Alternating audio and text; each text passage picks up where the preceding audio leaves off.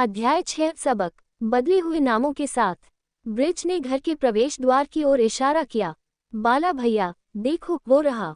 बालकांत की नजरें ब्रिज की उंगली की दिशा पर पड़ी और उसने नालेश को वहां खड़े देखा। अचानक से उसे खांसी आ गई।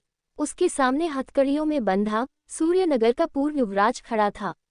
वो भला इस व्यक्ति को क्यों नहीं पहचानेगा। नालेश घर के प्रवेश द्वार पर खड़ा होकर बालकांत और ब्रिज की बातचीत को सुन रहा था। लेकिन ब्रिज की बातें सुनकर अचानक से उसके दिल में गुस्सा फूट पड़ा। उसका खून उबलने लगा। इन कुत्तों की इतनी हिम्मत कैसे हुई। लगता है वे कुछ ज्यादा ही अभिमानी हो गए हैं। हालांकि उसे अब गुलाम बना दिया गया था, लेकिन ब्रिज के पास उसे बालकांत का नौकर बनाने का कोई अधिकार नहीं था। आखिरकार वो कभी सूर्यनगर का युवराज था। इसके अलावा बालकांत राजपरिवार का सदस्य नहीं था जो उसे नालेश को आदेश देने का अधिकार हो। इस ब्रिज के बच्चे में इतना साहस था कि वो बालकांत से आग्रह करे कि वो नालेश को अपना नौकर बना ले। असंभव। बालकांत ने नालेश को घूरते हुए उसकी वर्तमान परिस्थिति के बारे में सोचा। जल्द ही उसके झुर्रीदार चेहरे पर एक दुर्भावनापूर्ण मुस्कान आ गई। मेरी दिनचर्या का ध्यान रखने के लिए इस बच्चे को नियुक्त करना एक बुरा विचार नहीं है, लेकिन मुझे नहीं पता कि छोटे मालिक देवदत्त इसे स्वीकार करेंगे या नहीं। चिंता मत करो बाला भैया, आखिरकार आप सूर्यनगर के एक महत्वपूर्ण अधिकारी हैं। आप चाहे तो नालेश को सिर्फ एक बार कहकर ही आपके निवास पर बुला सकते हैं।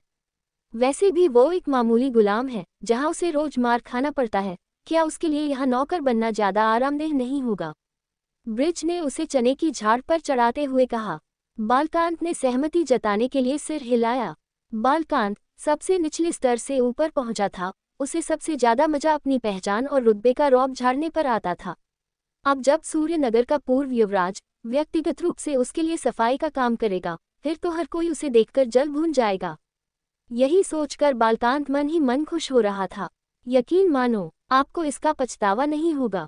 ब्रिज ने सिर हिलाया और नौकरों से नालेश को अंदर ले जाने के लिए कहा। लेकिन नालेश अपनी जगह पर ही डटा रहा। नौकरों की पूरी ताकत से खींचने के बाद भी वो एक इंच नहीं हिला। नालेश हवापुत्र, मैं तुम्हें मौका दे रहा हूँ ताकि तुम बाला भाई के लिए काम करो। यहाँ रोज तुम्हें खाने के लिए लजीज खाना और पीने के लिए अच्छी शराब मिलेगी। ब्रिज ने ऐसे भाव दिखाए जैसे कि वो नालेश पर एहसान कर रहा हो। नालेश हवापुत्र की आंखें गुस्से की चीख से चमक उठी और वो जोर से दहाड़ा। बालकांत, ब्रिज, यहाँ तक कि चाचा नागेंद्र हवापुत्र ने भी कभी मुझसे इस तरह बात करने की हिम्मत नहीं की, तो फिर तुम दोनों की इतनी हिम्मत कैसे हुई कि राजपरिवार के एक सदस्य को अपना नौकर बनने के लिए कहो। नालेश हवापुत्र की सांसें तेज हो गई। उसने अपने दोनों हाथों को झटका दिया। अचानक से उसके हाथ में बंधी जंजीरें टूटकर बिखर गई। नालेश को यहाँ लाना ब्रिज की सोची समझी चाल थी। वो चाहता था कि बालकांत खुद नालेश से निपटे। अभी अभी जिस तरह से नालेश हवापुत्र ने प्रतिक्रिया दी थी, उसे देखकर ब्रिज को लगा कि उसका आधे से ज्यादा काम पूरा हो गया है। अब अगर कोई गुलाम खुद कदम बढ़ाकर आप पर हमला करे तो किसी भी सम्मानित व्यक्ति के लिए ये असहनीय बात होगी। ब्रिज को लगा कि इस बार नालेश इतनी बुरी तरह पीटा जाएगा कि वो चलने के भी काबिल नहीं रहेगा। जब बालकांत ने नालेश के शब्दों को सुना तो उसने अपनी आंखें झपकाईं और अकड़ के साथ कहा, नालेश हवापुत्र, अपनी वर्तमान पहचान को मत भूलो। तुम बस एक निचले दर्जे के गुलाम हो, इससे ज्यादा कुछ नहीं। यहाँ तक कि राजपरिवार से बेदखल करके तुम्हारी पहचान भी छीन ली गई है। मेरी सेवा करना तुम्हारे लिए सम्मान की बात होनी चाहिए। तड़ाक! नालेश ने बालकांत के मुंह पर एक जोरदार थप्पड़ जड़ दिया, जिससे वो सर के बल दूसरी तरफ जा गिरा। बालकांत किसी तरह खुद को संभाला और कहना जारी रखा, नालेश हवापुत्र, तुम्हारी मुझे मारने की हिम्मत कैसे हुई। क्या तुम विद्रोह करना चाहते हो? दंड संहिता के नियमों के अनुसार तुम्हें इसके लिए भारी नुकसान उठाना पड़ सकता है। नालेश हवापुत्र ने उसका उपहास उड़ाया और उसकी तरह कदम बढ़ाते हुए बोला, दंड संहिता के नियम?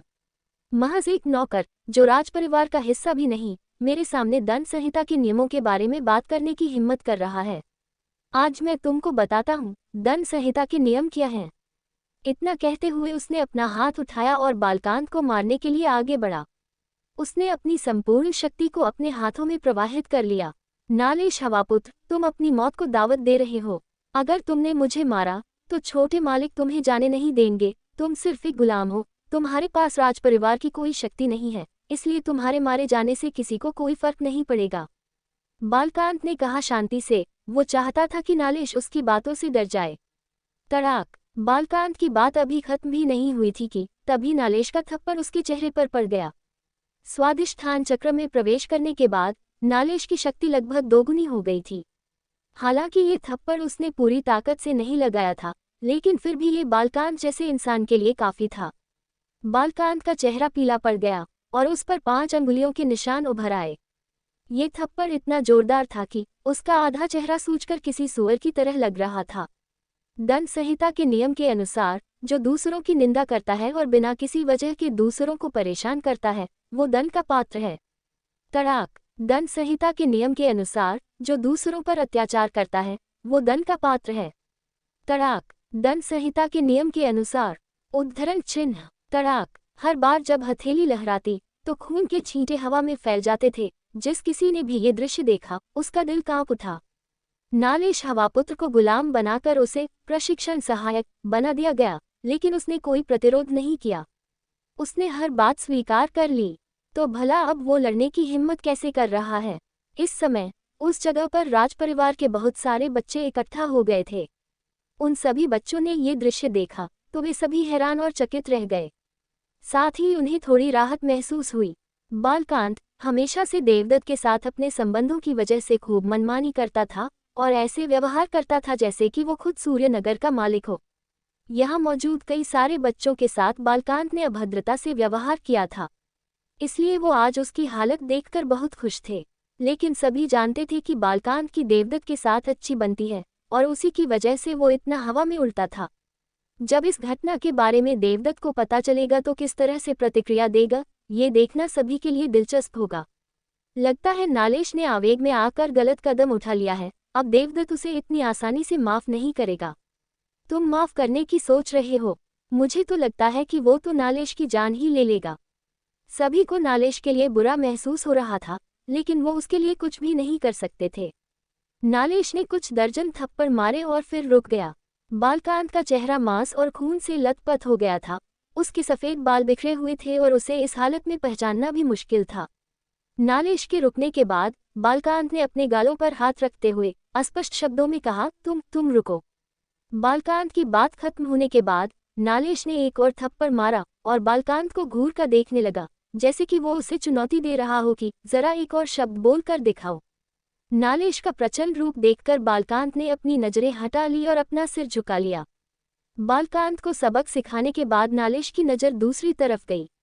वही ब्रिज नालेश को डर और अविश्वास से देख रहा था। हालांकि जब उसने देखा कि नालेश उस पर हमला नहीं कर रहा है तो वो राहत की सांस लिए बिना नहीं रह सका।